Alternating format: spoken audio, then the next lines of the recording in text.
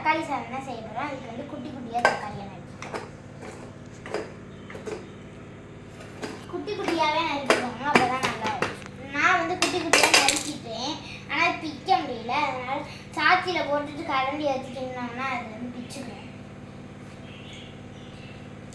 நல்லா வந்து வதங்கும் போது அது வந்து சூடு தாங்கன்னு பிச்சுக்கணும். அது வந்து நல்லா குட்டி குட்டியாக நறுக்கினால நல்லா டேஸ்ட்டாக இருக்கும். நம்ம இருந்தாலுமே குட்டி குட்டியாக நறுக்கலாம். நம்ம வெங்காயம் தக்காளி எல்லாத்தையுமே சீக்கிரமாக பொடி பொடியாக நறுக்கலாம். நறுக்கிற தக்காளி வெங்காயம் நறுக்கலாம். தக்காளியாக நறுக்கிங்க. இப்போ நறுக்கினதை வந்து ஒரு இதுக்கு மாற்றிக்கலாம். அப்புறமா வெங்காயத்தை நறுக்கி இதே தளத்திலே வச்சுக்கலாம். இது இன்னுமே நம்ம குட்டியாக கட் பண்ணணும். அதுக்கு நல்லா பிச்சு போட்டுக்கலாம்.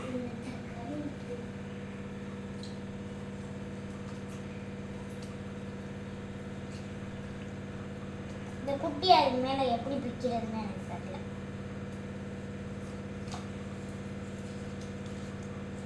அவ்வளோதான், நம்ம இதுக்கு மேலெல்லாம் பிக்க முடியாது. அடுத்து நம்ம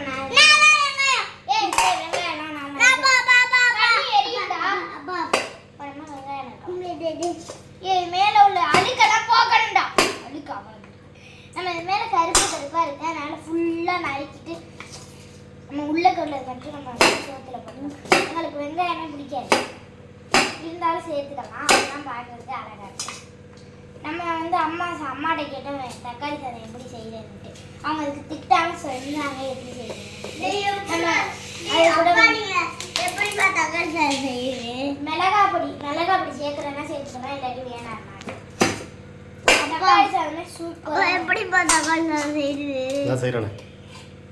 அவனுக்கு தெரியாது, உங்களுக்கு தெரியாது. வாங்க தெரிஞ்ச வரைக்கும் செய்யுங்கடா. இந்த வீடியோவில் போட்டுறாதீங்க. நல்லா நறுக்கி வச்சுக்கலாம். நான் முட்டை உடுத்திக்கலாம். முட்டை எல்லாம் பறிக்கக்கூடாது. முட்டை பறிக்கிறது உலகத்தில் யாருக்கு தெரியும்? எல்லாருமே தெரியும். இப்போ நான் வந்து வெங்காயத்தையும் பொடிசாக நறுக்கிக்கலாம். அப்போ தான் நல்லா வரும், சூப்பராக இருக்கும். வெங்காயத்தை பொடிசாக நறுக்கிட்டு போட்டிங்கன்னா சூப்பராகவே இருக்கும். நல்லாவே நறுக்கிக்கலாம். பிடிக்கலாம். கண்ணெல்லாம் வெளியில மாதிரி இருக்கேன்.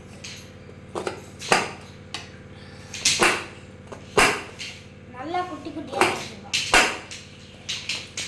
இப்போ நல்லா வந்து இதையும் இது கூட சேர்த்துக்கலாம். இப்போ நம்ம நறுக்கி வச்சுருக்க வெங்காயத்தையும் எப்படிப்பா அப்பா சொல்லி கொடுங்க பார்த்தாங்க. நல்லா அப்பா எப்படி பார்த்தாங்க அவன் செய்கிறானடா பாடுறா. நீ சொல்லுங்க இது எப்படி வந்தது? அடுத்து நம்ம என்ன பண்ண போறோம்னா தாச்சி இப்படி இதை நல்லா இதை கழிச்சலாம்.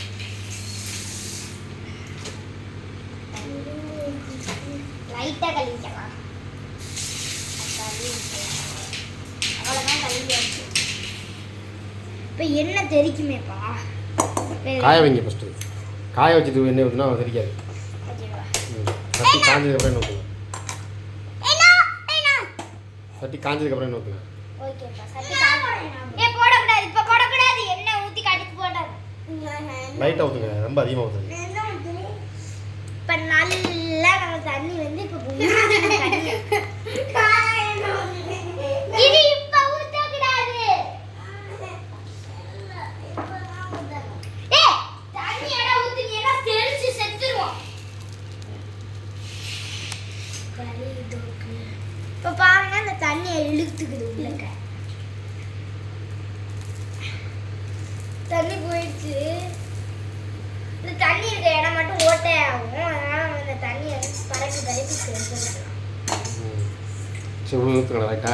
இப்போ எண்ணெய் ஊற்றி பார்க்கலாம். இப்போ எண்ணெய் எடுத்துட்டோம். அவனோட இந்த கோல்டன் இந்த எண்ணெய் ஊற்றுறோம். இந்த எண்ணெய் ரைட்டா இதே எண்ணெய் ஊற்றுறோம். போதுண்டா போதுண்டா போடணும். போதும், ரொம்ப ஊற்றாதீங்க.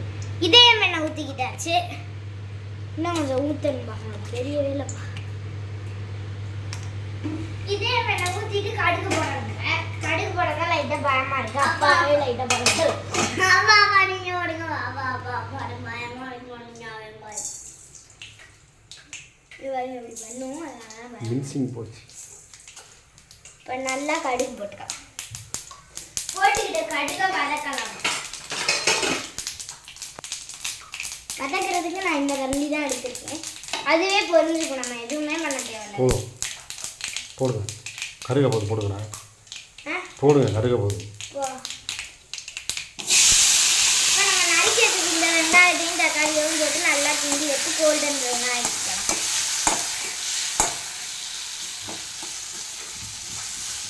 நல்லா ஸ்பீட் ஃப்ளேமில் வச்சு நான் கோல்டன் ப்ரௌனாக ஆக்குறேன். நல்லா இதை வந்து கொத்து கொத்தாக ஆக்கிக்கலாம்.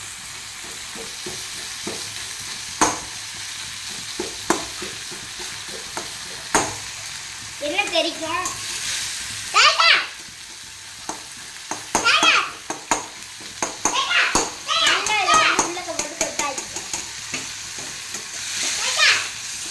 நல்லா கோல்டன் ப்ரௌன் ஆகட்டும்.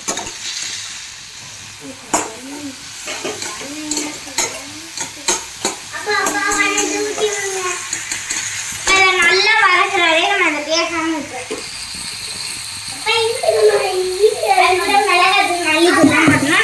மிளகாத்தூள் போடுறேன். மிளகாத்தூள பார்த்து போடுங்க, உங்க கண்ணில் பட்டுற போகுது. மிளகாத்தூள் வந்து கொஞ்சம் போடுறேன்.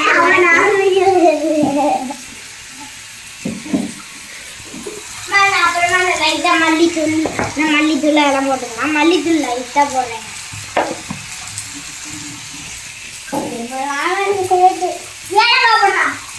ஏலக்காய் போடக்கூடாது. அப்புறமா நம்ம மஞ்சள் லைட்டாக போட்டுக்கலாம். மஞ்சள் ரொம்பவே லைட்டாக போடுறேன். ஏலக்காய் உங்கள் வாசத்துக்கு ஒன்று போட்டுக்கலாம். இப்போ இதெல்லாம் நல்லா வதக்கிக்கலாம்.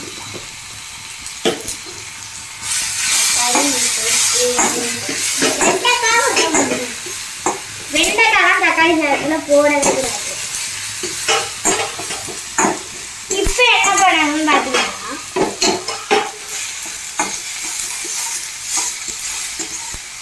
போய் உப்பு எடுத்துட்டு போட்டு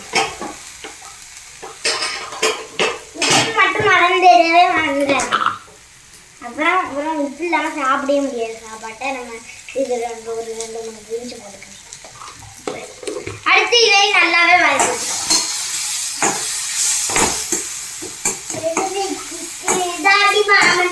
இந்த தக்காளி நல்லாவே வதங்கிட்டு இதை நீங்க வந்து சட்னி அரைக்கிறீங்கன்னா இதை போட்டு அரைச்சிங்கன்னா சட்னி ரெடி ஆயிடும். ஆனா நம்ம சட்னி செய்யப்படுறதில்ல, தக்காளி சாதம் செய்யப்படும். அப்புறமா நம்ம தக்காளி சாதத்துக்கு சோறு இல்லாட்டி என்ன சாப்பிடும். தக்காளி சாதத்துக்கு ப்ளீஸ்ப்பா எடுக்காதீங்க, அதை மட்டும் காட்டுங்க.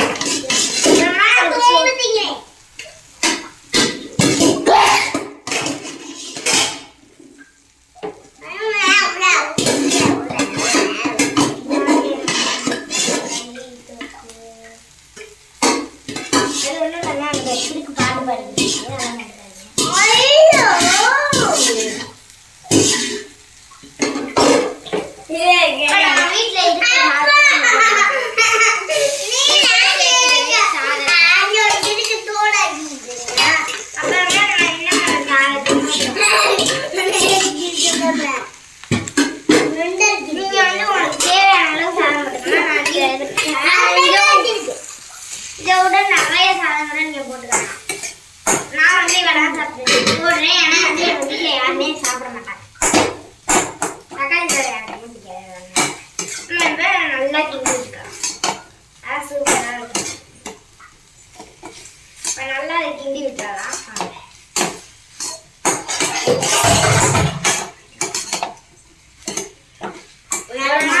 தக்காளி சாதம் ரெடியா தக்காளி இருக்கு. இதே வாடம்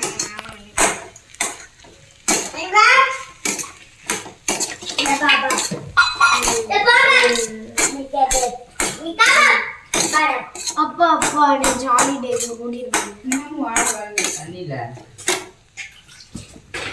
அவங்களுக்கு எஞ்சிக்கு ஜாலி டே நானும் இருக்க மாட்டோம்.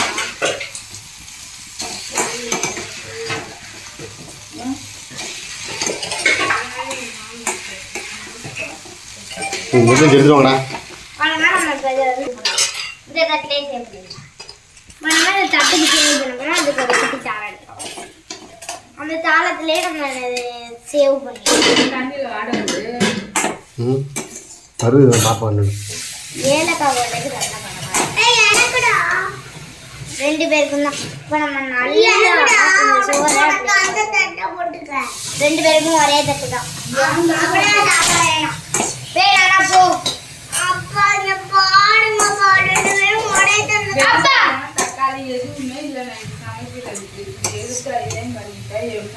கரண்டி எடுத்து போடுற தோசை கஞ்சிலாம் செய்ய முடியாதா? இப்போ நம்ம இந்த தக்காளி அப்படியே ஒரு தட்டுக்கு சேர்த்து இப்போ எப்படி இருந்து சாப்பிடுவாங்க. இப்போ ஃபர்ஸ்ட் டைம் உங்களுக்கு ஊட்டியாச்சு, அப்புறமா நம்ம சாப்பிடலாம்.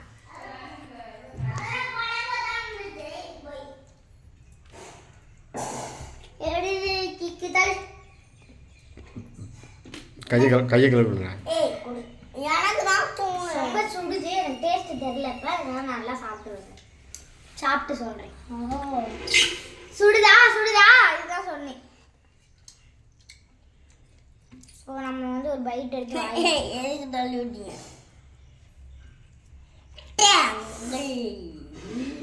அங்கேயே உட்காருடா.